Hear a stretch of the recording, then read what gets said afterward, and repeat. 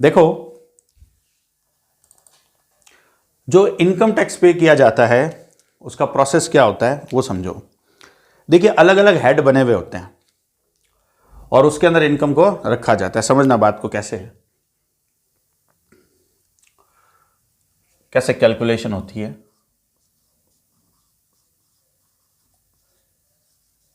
Income from house property, ठीक है।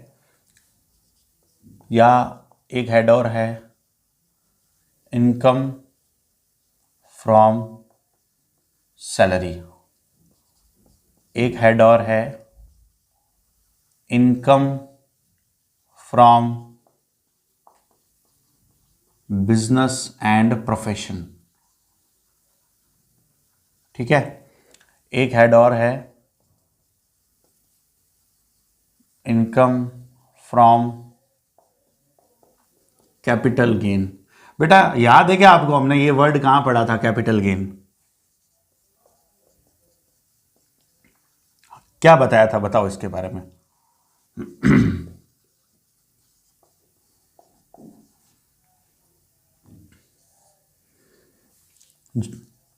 और इसके अलावा और अप्रोप्रिएट,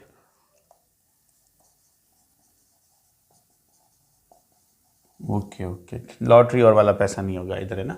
चलो ठीक है, कोई बात नहीं, हम बात करेंगे। देखो बेटा, कैसे इनकम टैक्स की कैलकुलेशन होती है, इस तरह से हेड बने हुए होते हैं। जब आप जिस ईयर में भी आप इनकम टैक्स पढ़ोगे, मोस्टली कॉमर्स वाले बच्चे जरूर पढ़ेंगे, तो पूरे एक साल में उनको इतना ही पढ़ना होता है। ये इतना ही दिख रहा है, लेकिन ये बहुत डिटेल के अंदर होता है। जैसे ये इनकम फ्रॉम सैलरी है, ये 1 महीने से भी ज़्यादा का टाइम लेता है। बिजनेस एंड प्रोफेशन में बहुत टाइम लगता है, 20 से 25 दिन इसमें लगते हैं, ठीक है। तो बहुत एक डिटेल के अंदर डिस्कशन होता है। मैं आपको मोटा मोटी समझा रहा हूँ कैसे इनकम टैक्स की, वो जो डायरेक्ट टैक्स है उसकी कैलकुलेशन होती है। सबसे पहले बात करते हैं income from house property. Income tax act है, कानून बना हुआ है, और वो जो इनकम टैक्स एक्ट है वो हाउस प्रॉपर्टी के बारे में बोलता है कि ये कमाई हाउस प्रॉपर्टी की मानी जाती है। नॉर्मली अगर आपको कोई भी रेंट की इनकम हो रही है तो वो क्या मानी जाएगी, income from house property. Rent की इनकम, किराए की कमाई अगर आपको हो रही है तो उसको आप कहां लिखोगे, इनकम फ्रॉम हाउस प्रॉपर्टी के अंदर लिखोगे। समझे बात को। फिर है इनकम फ्रॉम सैलरी। सैलरी का मतलब क्या हुआ कि अगर आप एज एन एम्प्लॉय कहीं पे भी काम करते हो और आपको सैलरी मिलती है तो आपकी वो कमाई इसके जो भी रूल्स एंड रेगुलेशन है उसके अकॉर्डिंग कैलकुलेट होके यहां आएगी। जैसे मैं मेरी बात करूं, मुझे स्कूल से सैलरी मिलती है, सो इनकम फ्रॉम सैलरी यहां आएगा। अगर मेरी कोई प्रॉपर्टी है और वो मैंने लेट आउट कर रखी है, किराए पे दे रखी है, उससे रेंट की इनकम होती है तो वो कहां आएगी, हाउस प्रॉपर्टी के अंदर। फिर है income from business and profession. आपकी कोई बिजनेस या प्रोफेशन की इनकम है वो यहां आ जाएगी। आप बिजनेस करते हैं या आपका कोई प्रोफेशन है, डिफरेंस आप जानते होगे बिजनेस एंड प्रोफेशन के अंदर, ठीक है। तो बिजनेस एंड प्रोफेशन की इनकम इस जगह पे आती है। ये बताता हूं इनकम फ्रॉम कैपिटल गेन। इसके अंदर मैंने आपको बताया था, कोई भी second hand good cell purchase करते हो, गोल्ड सेल या परचेज करते हो, या स्टॉक मार्केट में शेयर्स परचेज या सेल करते हो, उससे होने वाली इनकम वो सारी कैपिटल गेन होती है। कैपिटल गेन की कमाई नेशनल इनकम में नहीं आती, आपको मैंने बहुत अच्छे से डिटेल के अंदर बताया था, ठीक है। सो कैपिटल गेन की जो इनकम है वो नेशनल इनकम के अंदर इंक्लूड नहीं होती है, हम पढ़ चुके हैं। लेकिन यहां हम कह रहे हैं इनकम टैक्स के हिसाब से तो कंसिडर करेंगे ना, कि आपने मान लीजिए 5 लाख का गोल्ड खरीदा था और फिर 8 लाख में बेचा, तो आपने कितने का कैपिटल गेन किया, 3 लाख का। आपने 2 लाख रुपए के शेयर परचेज किए और 2,50,000 में 2.5 लाख में उसको सेल किया, तो 50,000 की इनकम हो गई। तो वो जो इनकम है कैपिटल गेन के रूल्स एंड रेगुलेशन से यहां आएगी। इन 4 के अलावा बाकी जितनी भी इनकम है, जैसे लॉटरी से होने वाली इनकम, ठीक है, और भी कई तरीके की इनकम है, वो सारी की जो भी इनके 4 के अलावा बचती है वो किधर आएगी, इनकम फ्रॉम अदर सोर्सेज के अंदर आ जाती है, ठीक है। 4 तरीके की इनकम के अलावा बची हुई किधर आ जाती है, इनकम फ्रॉम अदर सोर्सेज के अंदर। तो इनकी टोटल करोगे तो क्या आएगी, ग्रॉस टोटल इनकम। बेटा मोटा मोटी तुम्हें बात ध्यान रखनी है कि रेंट और की इनकम, सैलरी की income, business profession, capital gain और उसके अलावा कुछ बचा तो वो अदर सोर्सेज है। बाकी तो देखो तुम्हें जब डिटेल में इसको कभी लाइफ में पढ़ने का मौका मिलेगा तब समझोगे। इसको बोलते हैं ग्रॉस टोटल इनकम, ठीक है। इस ग्रॉस टोटल इनकम के बाद लेस होता है डिडक्शन। ठीक है, जब आप डिडक्शन को लेस करते हो तो उसके बाद क्या बचेगा, इधर वो आ जाएगी नेट टोटल इनकम। ये जो नेट टोटल इनकम होती है ना, ये एक्चुअली टैक्सेबल इनकम होती है। टैक्स जो लगेगा वो इसके ऊपर लगेगा। ठीक है, ये वाली जो इनकम है ना उसके ऊपर टैक्स लगेगा। अब डिडक्शन क्या होती है ये समझते हैं। आपने ये सुना है, ये नाम सुना है आपने? अरे हाँ ना तो बोलो गुंगो। Life insurance corporation, LIC। Government कहती है अगर आपने पूरे एक साल में LIC में इन्वेस्टमेंट किया है तो हम आपको डिडक्शन देंगे। कई तरीके की डिडक्शन मिलती है, बहुत तरीके की मिलती है। मैं आपको सिंपल जो कॉमन लाइफ में एक आम आदमी बोलता है, ATC, ये सेक्शंस बने हुए होते हैं। लॉ पढ़ोगे तो पता लगेगा कि चीजें सेक्शंस और में डिवाइड होती है। तो ATC के अंदर LIC और उसके जैसी कई तरीके की डिडक्शन जो है वो मिलती है। आपने मान लीजिए पब्लिक प्रोविडेंट फंड में पैसा लगाया है, LIC में पैसा लगाया है। एक बात मैं आपको बता दूं, कैलकुलेशन यूं होती है, दो तरीके के ईयर होते हैं। एक होता है प्रीवियस ईयर, ठीक है, और यूं समझो, मैं आपको बहुत सिंपल लैंग्वेज में बता रहा हूं, एक होता है करंट ईयर। ठीक है, पिछले साल जो कमाया उसका इस साल के अंदर कैलकुलेशन होता है। ठीक है, जैसे पिछले साल मान लो 2019-20 में मैंने जो भी इनकम अर्न की है, इसका असेसमेंट, इस करंट ईयर को क्या बोलते हैं एक्चुअली, असेसमेंट ईयर बोलते हैं। तो ये जो असेसमेंट हो रहा है उसका कब होगा, 2020-2021 के अंदर, है ना। 1 मार्च से लेकर 1 अप्रैल से लेकर 1 अप्रैल से 31 मार्च के बीच में ये मेरा असेसमेंट ईयर होगा। 1 मार्च 2020 से 1 अप्रैल 2020 से 31 मार्च 2021। इसके अंदर मैंने पिछले साल जो कमाया उस सब का असेसमेंट होता है और मुझे टैक्स पे करना पड़ता है। ठीक है, ये चीज रहती है। तो आपने उस प्रीवियस ईयर के अंदर, मतलब मैंने 2019-20 के अंदर अगर किसी भी तरीके का PPF में, LIC में, या और भी बहुत सारी चीजें इसके अंदर है, इसमें म्यूचुअल फंड्स का इन्वेस्टमेंट भी आता है, एक स्पेसिफिक टाइप का इन्वेस्टमेंट म्यूचुअल फंड्स का वो भी आता है। ठीक है, तो अगर मैंने वहां इन्वेस्टमेंट किया है तो जितना मैंने इन्वेस्टमेंट किया उतने की मेरे को डिडक्शन मिल जाएगी और उसके बाद बची हुई अमाउंट मेरी टैक्सेबल अमाउंट मानी जाएगी। ठीक है, जैसे सपोज करो मेरी ग्रॉस टोटल इनकम आती है मान लो 9 लाख रुपए। ठीक है, और मैंने मान लीजिए LIC में एक साल में, या PPF में, या म्यूचुअल फंड में उस फाइनेंशियल ईयर में मैंने मान लीजिए 1 लाख का इन्वेस्टमेंट किया है बेटा। तो 9 लाख में से 1 लाख गया, पीछे कितना बचेगा, 8 लाख। अभी तो बहुत कॉम्प्लेक्स हो गया ये स्ट्रक्चर, मैं सिर्फ आपको इन जनरल बता रहा हूं, इसको रट के मत बैठ जाना, हर साल चेंजेस होते हैं। ठीक है, तो ये एक जनरल आइडिया देने के लिए तुम्हें कि किस तरह से इनकम टैक्स की कैलकुलेशन होती है।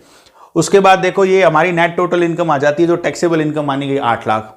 उसके बाद जैसे मैंने आपको कल कहा था ना कि फरवरी के अंदर, हर साल फरवरी के अंदर बजट बिल आता है, वो पास होने के बाद बजट एक्ट बनता है जो अगले फाइनेंशियल ईयर के लिए या फिस्कल ईयर के लिए एप्लीकेबल होता है। ये बात मैंने आपको बताई थी। अब जब वो फाइनेंस बिल आता है, ये बजट बिल जो आता है, उसके अंदर क्या होता है, स्लैब रेट दे रखी होती है। जैसे मान लो यूं स्लैब दे रखा है कि अगर आप एक साल का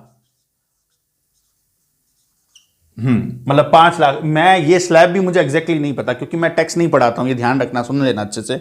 मैं सिर्फ आपको आइडिया दे रहा हूं किस तरह से स्लैब बने हुए होते हैं। कि मान लीजिए आपको कहा गया कि अगर आप 5 लाख तक कमाते हो तो आपको कोई टैक्स नहीं देना। एक साल में 5 लाख तक कमाते हो तो नील टैक्सेशन है। फिर आ गया मान लीजिए 5 लाख से 8 लाख तक अगर आप कमाते हो तो आपको 10% टैक्स देना पड़ेगा। ठीक है, और अगर आप 8 लाख से 10 लाख तक कमाते हो तो 20% टैक्स देना पड़ेगा। और अगर आप एक साल में अबाउट 10 लाख अर्न करते हो तो आपको 30% मान लेते हैं एक बार, ठीक है, समझाने के लिए, इजी दिमाग में बैठाने के लिए बात, ये इस तरह से आपको टैक्स देना पड़ेगा। तो वो जो टैक्सेबल ये जो स्लैब लगेगा ना वो यहाँ लगेगा इस 8 लाख के ऊपर। अब मेरी इनकम कितनी आई बच्चा, 8 लाख रुपए आई ना, तो देखो क्या होगा, 8 लाख में पहले 5 लाख में तो कोई टैक्स है ही नहीं, तो पहले 5 लाख में मेरा टैक्स लगेगा 0। स्लैब का मतलब ये है कि स्लैब का मतलब इस पूरे स्लैब में 5 लाख तक आपको कोई टैक्स नहीं देना, लेकिन 5 लाख से ऊपर 8 लाख तक आपको 10% देना है। 5 लाख से 8 लाख तक मतलब मैंने एक्स्ट्रा कितने कमाए, 3 लाख। भाई 5 लाख तक मेरी इनकम कितनी, 8 लाख। 5 से 8 के बीच में, अगले 3 लाख पे मेरे को 10% टैक्स देना है। तो 3 लाख मल्टीप्लाई 10%, बेटा कितना टैक्स बनेगा? 3 लाख का 10% कितना होता है? 30,000। ठीक है, तो ये मेरी टैक्स की अमाउंट आ जाएगी। ठीक, अब इंपैक्ट और इंसिडेंस दोनों एक ही आदमी पे है। लाइबिलिटी टू पे और बर्डन दोनों एक ही आदमी के ऊपर है। हमने अभी जो फोटो देखा था वो बहुत अच्छा लगा मेरे को। फोटो किसी ने बहुत अच्छा काम किया हुआ था यूट्यूब पे, मैंने वहां से उठा लिया। उस फोटो में बहुत अच्छे से बता रखा था इंसिडेंस एंड इंपैक्ट, बहुत साफ साफ नजर आ रही है। इंपैक्ट एंड इंसिडेंस, इंपैक्ट किस पे था? फैक्ट्री पे, और इंसिडेंस किस पे था? कस्टमर के ऊपर। तो वहां तो आप शिफ्ट करते जा रहे हो बर्डन, तभी तो इंसिडेंस अलग आदमी पे। अगर आप बर्डन शिफ्ट नहीं कर सकते हो टैक्स का, तो क्या ऐसी कंडीशन के अंदर क्या इंसिडेंस किसी अलग आदमी पे हो सकता है? नहीं हो सकता। तो इनकम टैक्स के अंदर ऐसा नहीं है कि मैं अपना इंपैक्ट जो है वो शिफ्ट करूं किसी और के ऊपर, नहीं, ऐसा हो नहीं सकता, मुझे ही पे करना पड़ेगा। सो इंसिडेंस और इंपैक्ट सेम इंसान के ऊपर आता है, ये मेरी टैक्सेबल इनकम हो जाती है। ये जो डिडक्शन की अमाउंट है उसका बेनिफिट होता है बेटा। अभी मान लीजिए मैं यहाँ कहीं इन्वेस्टमेंट नहीं करता तो मुझे डिडक्शन नहीं मिलती। 9 लाख माइनस 0, ये 9 लाख ही होता। मेरा टैक्स कितना बनता तब बताओ? अगर मेरी इनकम या मेरा कोई इन्वेस्टमेंट नहीं होता तो मेरा टैक्स की अमाउंट कितनी बनती बताओ जरा? 40,000 बनती। कैसे बनती? कि आपकी यहां इनकम 9 लाख होती तो 5 लाख तक तो आपका टैक्स लगता नहीं। ठीक है, अगले 3 लाख पे कितना लगता? 10%। 40,000 नहीं होती बेटा। ठीक, अगले 3 लाख पे मतलब 8 लाख तक 10%। उसके बाद फिर भी 1 लाख बच गया, उस 1 लाख पे यानी 8 लाख से 10 लाख के बीच में कितना इनकम लगेगा? इनकम टैक्स लगेगा 10%। तो अगले 1 लाख पे कितना लगने वाला था? 20%। तो मेरे को कितना टैक्स पे करना पड़ेगा? 50,000 का टैक्स पे करना पड़ेगा। और वहीं मैंने अगर ये डिडक्शन ले ली, मतलब मैंने इन्वेस्टमेंट कर दिया, तो आप देखिए कि हमारा इनकम टैक्स प्रीवियस केस में सिर्फ 30,000 था, और अगर मैं इन्वेस्टमेंट नहीं करता हूं तो मेरा इनकम टैक्स कितना बनता है? 50,000 बनता है। इसलिए हम सब लोग इन्वेस्टमेंट करते हैं। ठीक है, हर कोई LIC के अंदर डिडक्शन की छूट लेता है, म्यूचुअल फंड में डिडक्शन की छूट लेता है। किसी का माइक ऑन है, ऑफ कर लो। PPF, पब्लिक प्रोविडेंट फंड, इसके अंदर इन्वेस्टमेंट की छूट लेता है। क्या आप में से कोई स्टूडेंट बता सकता है कि what is public provident fund? PPF क्या है?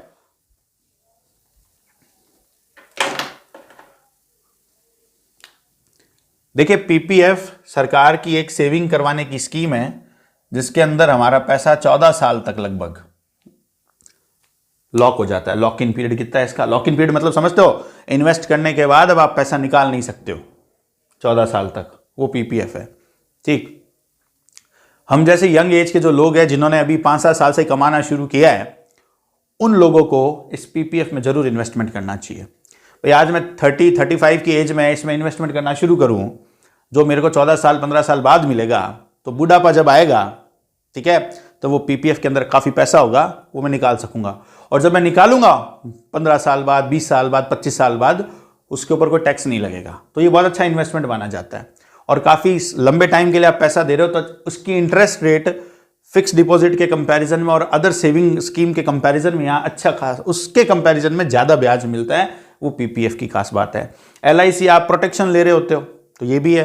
अब एक्चुअली क्या होता है, सरकार का एक तरीका है आपकी सेविंग्स को प्रमोट करने का, कि अगर आप यहाँ इन्वेस्ट करते हो तो आपको यहाँ टैक्सेशन में बेनिफिट हो रहा है कि नहीं हो रहा है। मेरे को 30,000 टैक्स पे करना पड़ रहा था, अभी कितना पे करना पड़ रहा है टैक्स? 20,000 ही 50,000 पे करना पड़ रहा था, लेकिन इन्वेस्टमेंट करने के बाद कितना पे करना पड़ रहा है? 30,000 ही। इसका मतलब मेरे को 20,000 रुपए का बेनिफिट हो गया इन्वेस्टमेंट करने से।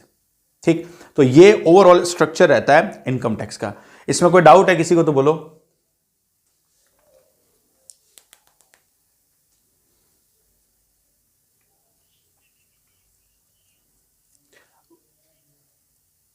नहीं, वो डिपेंड करता है लोन कहाँ से लिया है, कौन सी स्कीम में लिया है। मैंने आपसे क्या कहा था कि ये डिडक्शन जो है ना, बहुत सारे इसके सेक्शंस बने हुए हैं डिडक्शन के, ATC, ATD, ATE, ATDDE, ठीक है, ये बहुत सारे वो बने हुए होते हैं। तो जो भी प्रिस्क्राइब्ड है उसके अंदर अगर आपका इन्वेस्टमेंट है तो डेफिनेटली आपको वहां पे डिडक्शन मिलती है।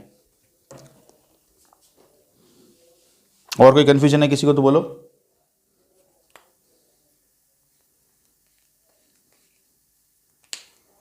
अब ध्यान से सुनना एक और जरूरी बात, इंडिया का टैक्सेशन सिस्टम कैसा है ध्यान से देखो। इनकम बढ़ने पर टैक्स का अमाउंट क्या होता जा रहा है बेटा? बढ़ रहा है कि कम हो रहा है? जवाब दो। बढ़ रहा है। इनकम बढ़ने पर आप ज्यादा टैक्स लगा रहे हो, ठीक है। This is called progressive taxation, ठीक है। क्या है ये? प्रोग्रेसिव टैक्सेशन बोलते हैं। आगे आएगा ये, इंडियन इको में भी आ सकता है। प्रोग्रेसिव टैक्सेशन का मतलब क्या है? जैसे जैसे आपकी इनकम बढ़ रही है आपका टैक्स का अमाउंट बढ़ रहा है। क्या कोई इसका सोशल इंपैक्ट बता सकता है क्या? ये एक वैल्यू बेस्ड बात पूछ रहा हूं मैं आपसे, इसका कोई सोशल इंपैक्ट है तो बताओ कि ये जो प्रोग्रेसिव नेचर का टैक्सेशन है उसका सोशली क्या बेनिफिट है, बताओ।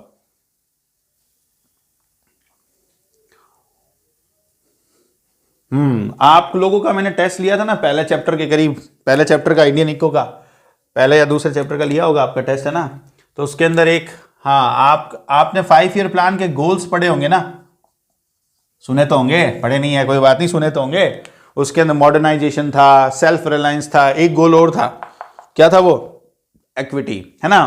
तो ये इक्विटी स्टैब्लिश करनी है सोसाइटी के अंदर, इक्वालिटी रहनी चाहिए सोसाइटी के अंदर, चाहे वो जेंडर के हिसाब से हो, चाहे वो कास्ट के हिसाब से हो, चाहे वो इनकम के हिसाब से हो, एक इक्विटी स्टैब्लिश करनी है।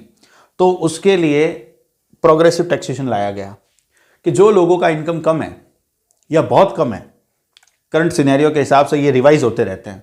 पहले ये 3 लाख की लिमिट थी, पहले 1,80,000 की लिमिट थी, 1.8 लाख, अब ये 5 लाख के करीब पहुंच गई। वो टाइम के साथ साथ महंगाई बढ़ती है ना, चीज़ों की वैल्यूज बढ़ती है, इसलिए ऐसा होता है। तो वो हमारा काम नहीं है, वो गवर्नमेंट की कमिटी डिसाइड करती है कि ये कितना स्लैब रहने वाला है। हर एक फाइनेंस, वो जो बजट होता है फाइनेंशियल ईयर में, उसके अंदर आता है। तो आप देखिए जो कम कमा रहे हैं उनसे टैक्स नहीं लिया जा रहा, या जो कम कमा रहे हैं उनसे लो रेट पे टैक्स लिया जा रहा है, और जो ज्यादा कमा रहे हैं उससे ज्यादा टैक्स, अमीरों से ज्यादा टैक्स लिया जाए। टैक्स का क्या, टैक्स की डेफिनेशन अगर पूछी जाए तो क्या होती है? Tax is a compulsory payment made to the government. Compulsory payment जो हमें सरकार को देना ही पड़ेगा, without any expectation of direct benefit from it. हम कोई भी तरीके का डायरेक्ट बेनिफिट का एक्सपेक्टेशन नहीं करते। जैसे मैंने इस साल गवर्नमेंट को टैक्स भरा, इनकम टैक्स, तो मैं डायरेक्ट बेनिफिट का एक्सपेक्टेशन नहीं कर सकता। सारा पैसा इकट्ठा होता है, कलेक्टिवली सोसाइटी के भले में लगता है। तो जरा समझो क्या हो रहा है, अमीरों से आपने ज्यादा लिया, गरीबों से या तो लिया ही नहीं या कम लिया, और उस पूरे पैसे को वापस सोसाइटी के लिए प्रोवाइड किया, पब्लिक वेलफेयर स्कीम में प्रोवाइड किया, सब्सिडीज के अंदर उस पैसे को लगाया। यानी आपने एक तरीके से इक्वालिटी स्टैब्लिश करने की कोशिश की है। तो ये इसका इंपैक्ट है, ठीक। ये बहुत जरूरी बातें हैं जो मैं आपको बता रहा हूं, एज ए कॉमर्स स्टूडेंट और एज ए सिटीजन आप लोगों को पता होनी चाहिए। फिर गौर से सुनना। नेक्स्ट, इसका अगर उल्टा सिस्टम हो जाए तो उसको बोलते हैं बेटा रिग्रेसिव टैक्स बोलते हैं उसको। क्या बोलते हैं? रिग्रेसिव। उल्टे में क्या होगा कि 5 लाख तक कमाते हो 30% टैक्स दे दो, 5 लाख से 8 लाख कमाते हो 20%, 8 लाख टू 10 लाख 10%, और अबाउट 10 लाख 5%। ये इस तरीके का, this is called regressive nature, this is called progressive nature. ये उल्टा है, प्रोग्रेसिव का उल्टा रिग्रेसिव नेचर है, क्या? ज्यादा कमाई पे कम टैक्स, ठीक है। ये सोशल जस्टिस के लिए या सोशल इक्विटी को नहीं रिप्रेजेंट करता है भाई। और जब ये सोशल जस्टिस या इक्विटी को रिप्रेजेंट नहीं करता है, दुनिया के किसी भी कंट्री में, किसी भी देश में ऐसा टैक्सेशन सिस्टम नहीं है। समझ में आई बात? रिग्रेसिव नेचर कहीं नहीं है, प्रोग्रेसिव नेचर का टैक्सेशन बहुत सारे देशों में आपको देखने को मिलेगा, ठीक है। और एक और तीसरी कैटेगरी है, वो है प्रोपोर्शनल। प्रोपोर्शनल में क्या होता है? रेट फिक्स हो जाती है। जैसे मैं आपको बताऊं, मैंने आपको इनकम टैक्स के अलावा एक कौन सा पॉपुलर टैक्सेशन था जो डायरेक्ट टैक्स था, बताओ, नाम याद है किसी को? तो इनकम टैक्स के अलावा और क्या लिखा था? यस, कॉर्पोरेट टैक्स, ठीक है। इन जनरल बता रहा हूं, ध्यान रखना, मेरी ये सारी बातें इनकम टैक्स एक्सपर्ट की बातें नहीं है, इन जनरल बातें हैं, ठीक है। कॉर्पोरेट टैक्स, उसमें फिक्स है, प्रोपोर्शनल लगता है टैक्स कि भाई इंडियन कंपनी है तो 30% टैक्स दे दो, और फॉरेन कंपनी है तो जो भी प्रॉफिट हो रहा है उसका 40% टैक्स दे दो। ये इस तरह से, तो ये फिक्स रेट हो गई एक तरह से, प्रोपोर्शनल है ये। अब ऑब्वियसली अगर आपने इंडियन कंपनी हो, किसी ने 1 करोड़ कमाया है, 1 करोड़ उसकी इनकम रही है, तो उसको 30 लाख टैक्स देना पड़ेगा। किसी ने 10 करोड़ कमाया है तो उसको 3 करोड़ का टैक्स देना पड़ेगा, इस तरह से। और फॉरेन कंपनी है तो वो, तो ये प्रोपोर्शनल है। समझ गए बात को? अब मेरा एक जनरल क्वेश्चन था, आपसे पहले भी किया था, एक बार फिर कर रहा हूं कि दो तरीके के टैक्स होते हैं, एक है डायरेक्ट और एक है इनडायरेक्ट। पहला सवाल मेरा आपसे ये, कौन से टैक्स का एरिया ज्यादा बड़ा है, डायरेक्ट टैक्स का या इनडायरेक्ट टैक्स का? इनडायरेक्ट टैक्स का एरिया ज्यादा बड़ा है। आप अपने घर में पता कर लीजिए, टैक्स पे करने वाला एक आदमी मिलेगा ऑन एन एवरेज, ठीक है, तो वो तो डायरेक्ट है, इनकम टैक्स पे करने वाला, ठीक। लेकिन इनडायरेक्ट टैक्स हम में से हर कोई पे करता है। मैं कुछ खरीद रहा हूं, मेरी फैमिली में कोई भी कुछ खरीद रहा है, अगर जीएसटी अप्लाई होता है उसके ऊपर, तो वो इनडायरेक्ट टैक्स है। तो इनडायरेक्ट टैक्स का एरिया बहुत बड़ा है, डायरेक्ट टैक्स का एरिया बहुत कम है, ठीक। मैंने कल आपको बताया ना 3 से 5% के बीच का रेशियो होता है डायरेक्ट इनकम टैक्स का एक्चुअली। और इनडायरेक्ट टैक्स तो अपने जितनी चीजें, अब देखो मैं यहाँ इस क्लासरूम के अंदर इतनी सारी चीजें मैंने अभी लॉकडाउन के अंदर परचेज करनी पड़ी है, हर एक प्रोडक्ट के ऊपर, हर एक चीज के ऊपर जीएसटी तो पे करना ही पड़ा है, लगभग ऑलमोस्ट। और स्पेशली जितने भी इलेक्ट्रॉनिक इक्विपमेंट्स हैं उन पर 18% जीएसटी, हाँ, वो पे करने पड़े। तो ये तो इनडायरेक्ट टैक्स तो बहुत बड़े एरिया में आता है, डायरेक्ट टैक्स बहुत छोटे एरिया में आता है। अब मुझे एक बात बताइए, डायरेक्ट टैक्स और इनडायरेक्ट टैक्स दोनों में से सोशल जस्टिस को कौन डिफाइन करता है?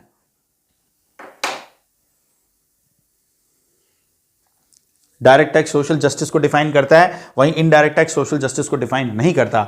सपोज करिए इनडायरेक्ट टैक्स की रेट है 5%, समझ गए बात को, और एक अमीर आदमी जिसकी इनकम के हिसाब से बात करें, कमाई जो है 10 लाख रुपए से ऊपर है, और वो 1,000 रुपए का प्रोडक्ट परचेज करने जाता है, ही हैज टू पे 50 रुपीज एज अ टैक्सेशन, ठीक है। और एक वो आदमी जो साल के 2 लाख भी नहीं कमाता है, वो भी ये प्रोडक्ट खरीदना पड़ रहा है उसको, ठीक है, 1,000 रुपए का, उसको भी 50 रुपए का टैक्स पे करना पड़ेगा। दोनों के लिए रेट सेम है। इनकम टैक्स में आपने देखा होगा कि टैक्सेशन की रेट अलग अलग है, 10 लाख से ज्यादा कमाने वाला और 2 लाख वाले के लिए। वहीं वो इंसान जो इनडायरेक्ट टैक्स की बात करें तो वहां सोशल जस्टिस नहीं हो रहा है, दोनों को आपको सेम अमाउंट पे करनी पड़ रही है, तो ये इनडायरेक्ट टैक्स है, ठीक है। इनडायरेक्ट टैक्स एग्जांपल ये थे अपन, excise duty, custom duty, entertainment tax, central sales tax, state sales tax, जो बाद में कन्वर्ट हो गया वैल्यू एडेड टैक्स के अंदर, ठीक है। और अब ये सारी रेगमी जो है, रिजीम जो है, वो सारी की सारी कन्वर्ट हो गई है किसके अंदर?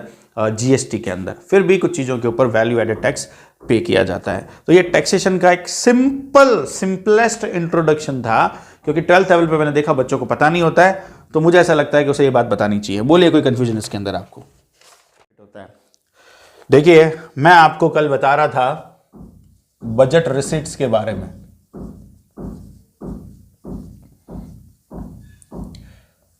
ठीक है। जो बजट बनता है उसमें एक तरफ रिसीट होती है और एक तरफ एक्सपेंसेस। तो रिसीट के अंदर दो तरीके की रिसीट अपन ने देखी थी, एक थी रेवेन्यू रिसीट्स और बेटा दूसरी थी कैपिटल रिसीट्स।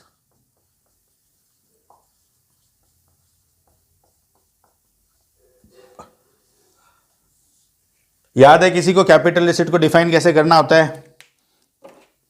बोल दो फटाफट। पीयूष नहीं बोलेगा?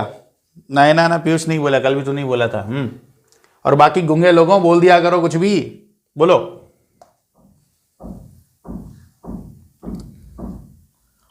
ओह, उल्टा बोल दिया।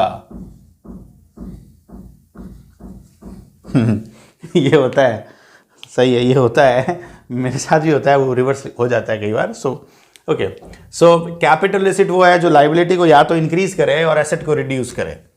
और रेवेन्यू रिसीट के बारे में क्या बोलोगे?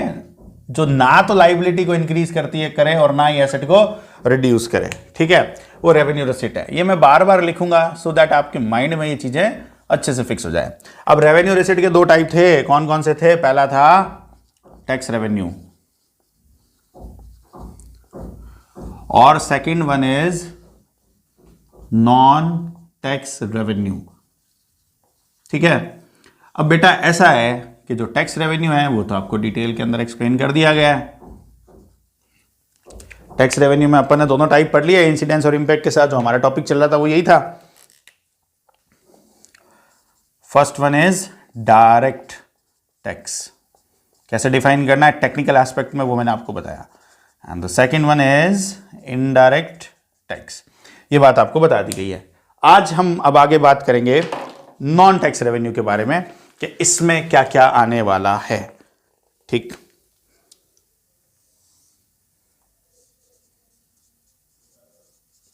फीस, बेटा आप में से किसी का पासपोर्ट बना हुआ है, पासपोर्ट इंडिया के बाहर जाने के लिए? कोई इंडिया के बाहर गया हुआ होगा? नेहा गई थी अभी लास्ट ईयर। अबे हाँ ना, कुछ तो बोलो यार, फील तो आना चाहिए, क्लास में बच्चे बैठे हैं।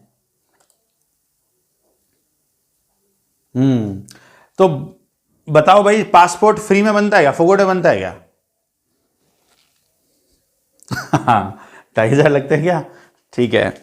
और उसके बाद वो जो घर पे आता है जांच करने के लिए, वो भी 100-200 रुपये घूस के 500 रुपये लेके जाता है ना। खैर हम उस घूस के बारे में बात नहीं करें, आजकल थोड़ा कम हो गया। उस घूस के बारे में हम बात नहीं करेंगे, हम फीस के बारे में बात करेंगे। क्या कह रहे हैं? अच्छा अच्छा, तो तुमसे तो नहीं लेगा भाई, हमारे घर आएगा तो हम तुमसे बात करवा देंगे। देखिए फीस, ये मैंने सिर्फ एक एग्जांपल दिया आपको, है ना। पासपोर्ट फीस, कई तरीके की फीस पे करनी होती है। जब भी आप किसी गवर्नमेंट डिपार्टमेंट के अंदर जा रहे हैं और वहां गवर्नमेंट को अगर आपको फीस पे करनी पड़ रही है, this is called non tax revenue fees. License and permit को कोई एक्सप्लेन कर सकता है क्या?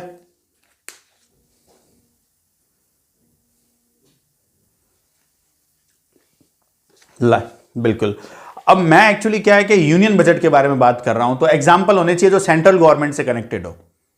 जैसे मैंने इसलिए पासपोर्ट का नाम लिया था, ठीक है। मैं कहता ड्राइविंग लाइसेंस, तो राजस्थान सरकार की जेब में जाता पैसा, ठीक।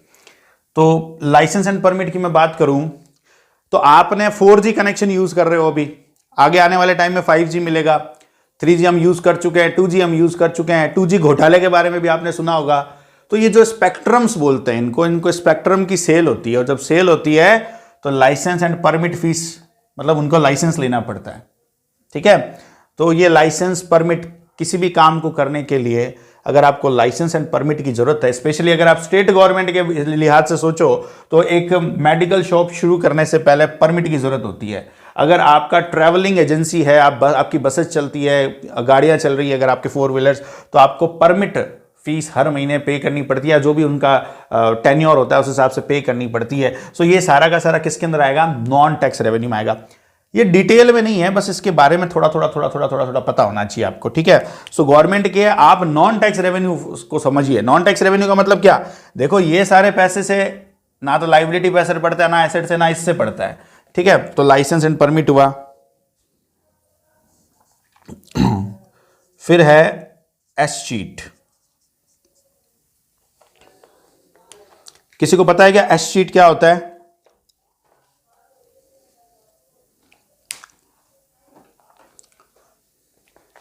बोल दो भाई, सही गलत कुछ पता है तो, कभी सुना हो ये वर्ड रूटीन में?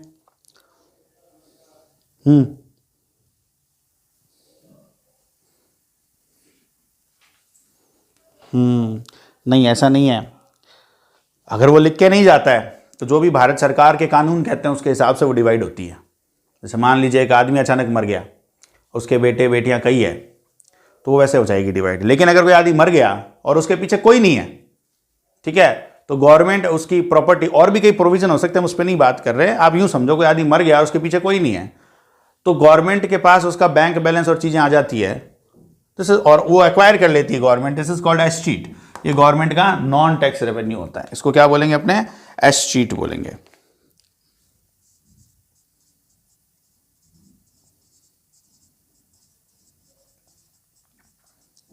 फिर बात करते हैं फाइन्स एंड पेनल्टीज के बारे में, ठीक है।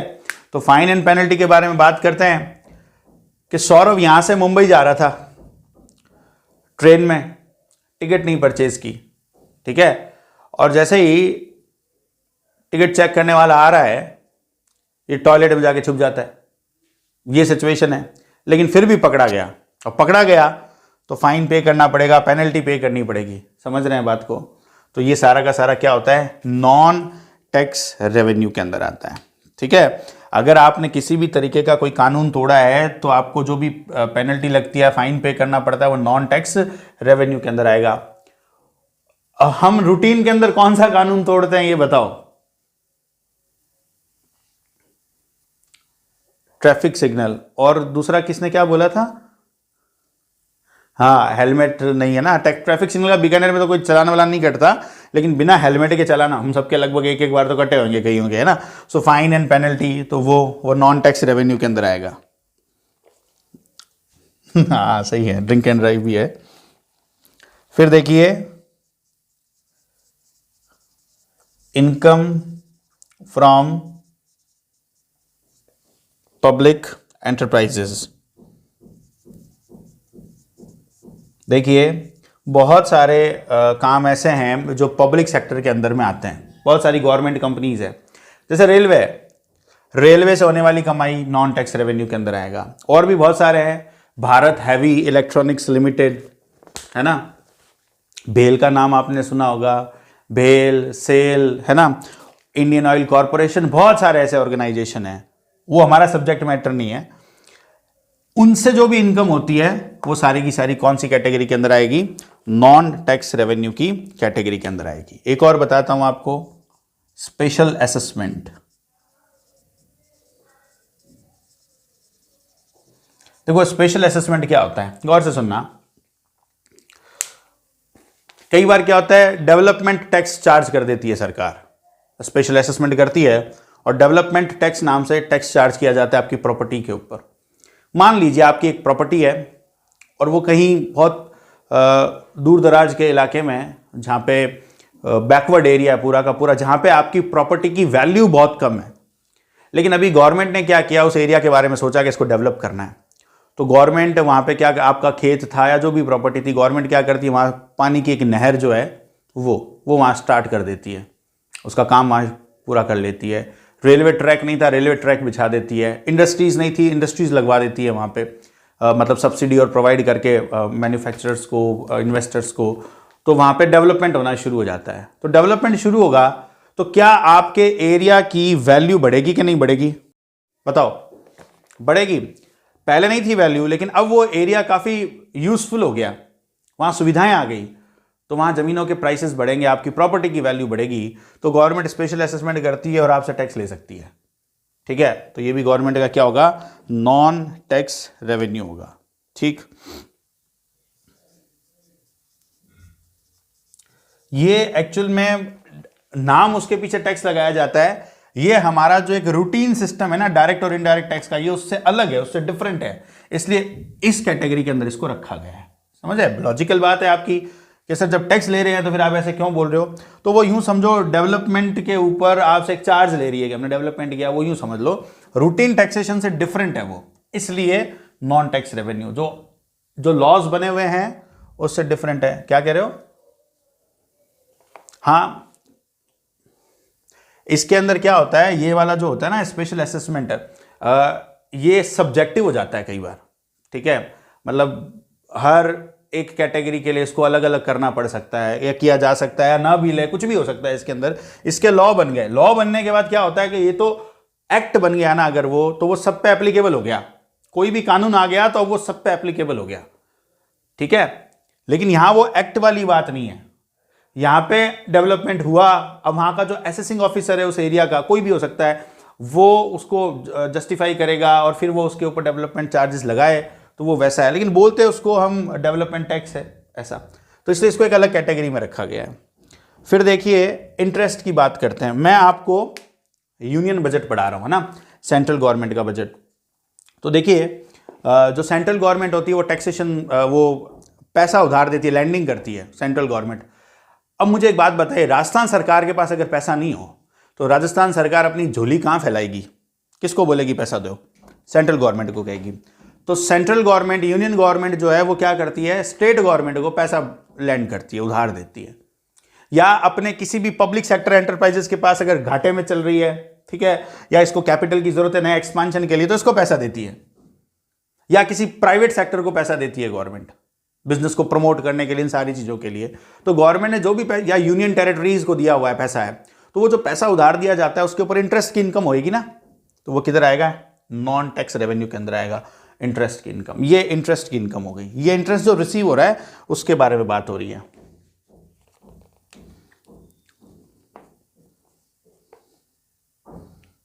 फिर देखिए गिफ्ट्स एंड ग्रांट्स। देखिए एक तो होता है कि आपको पैसा उधार लिया है आपने, वो तो कैपिटल रिसिट होगी क्योंकि लाइबिलिटी बढ़ाएगी। लेकिन अगर आपको कोई गिफ्ट मिला है या कोई ग्रांट मिली है, गिफ्ट ग्रांट्स, तो उसको आपको रीपे नहीं करना, ऑब्लिगेशन नहीं है रीपे करने का, इसलिए वो रेवेन्यू रिसिट है, ठीक है। और वो टैक्स की कैटेगरी में नहीं आ रही है, इसलिए इसको हमने कहाँ रखा है, नॉन टैक्स रेवेन्यू में, ठीक है। इसके अंदर आप यूं लिख सकते हो कि रेस्ट ऑफ द वर्ल्ड से या दूसरे देशों के सिटीजन से या किसी इंटरनेशनल ऑर्गेनाइजेशन जैसे WHO, वर्ल्ड बैंक से अगर आपको कोई गिफ्ट मिला है, मतलब वो पैकेज मिलते रहते हैं ना, कई बार ये होता है ना, वॉरेन बफेट इंडिया आए, बिल गेट्स इंडिया आए, और आए वो इतना पैसा डोनेट कर गए, ठीक है। तो ये सारा का सारा क्या हो गया, गवर्नमेंट का नॉन टैक्स रेवेन्यू हो गया। अभी आपने देखा होगा प्रधानमंत्री योजना के अंदर ये क्या बोल रहे हैं, वो तो WHO का एक पूरा सिस्टम है, पूरा स्ट्रक्चर है, ठीक है। वो अब आगे की बात है। हाँ, वो WHO ने जो दिया है वो इधर आएगा, फिर नॉन टैक्स रेवेन्यू के अंदर आएगा, ठीक है। तो ऐसे कई तरीके के गिफ्ट और ग्रांट्स अपने को मिलते रहते हैं, वो सारे के सारे नॉन टैक्स रेवेन्यू की कैटेगरी के अंदर आने वाले हैं। तो इंटरेस्ट ले लिया अपन ने, गिफ्ट एंड ग्रांट्स ले लिया, ठीक है। तो मोटा मोटी ये इतने टॉपिक हैं जो नॉन टैक्स रेवेन्यू के अंदर आते हैं। पहले बताओ इसमें से किसी को कोई डाउट है तो।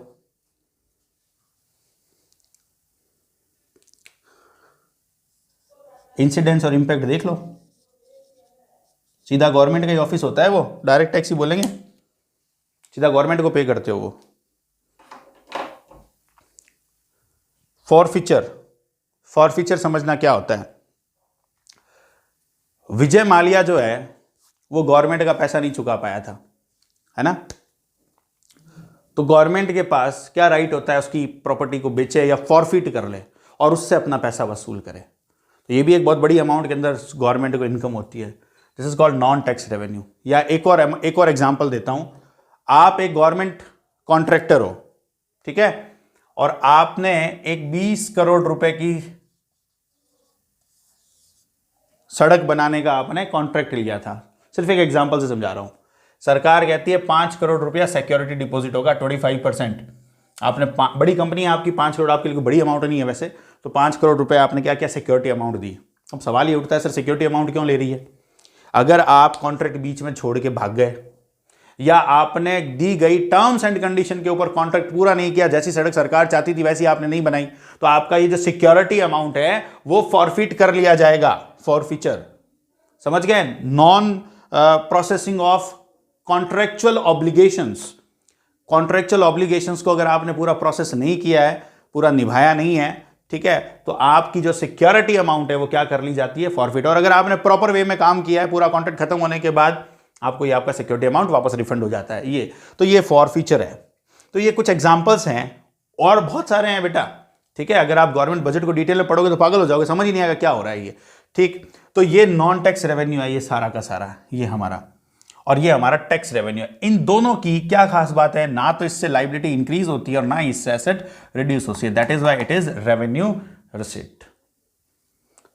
अब बोलिए आपकी कोई कंफ्यूजन है तो।